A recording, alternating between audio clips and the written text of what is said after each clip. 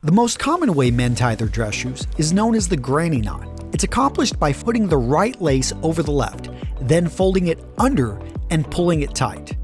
You then form a loop on the right, wrapping the other lace around the loop, going away from you, and pulling it through the gap.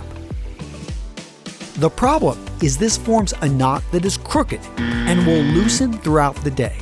Another common but incorrect way to tie your dress shoes is to use the bunny ears method, which involves creating the first knot, then forming two loops, crossing the right loop over the left loop, and then folding it under and pulling it tight. Again, this creates that same crooked knot that we want to avoid. The proper way to tie your dress shoes is to form the knot as before, right over left, and then create the loop, but this time go around the other direction toward yourself, then pull it through the gap.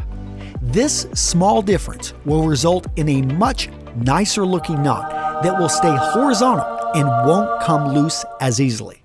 Now understand the process will be reversed if you tie your first knot going left over right. So when you make the loop, you will have to go around the loop away from yourself to get the proper knot. Going towards yourself will result in the granny knot. Wow.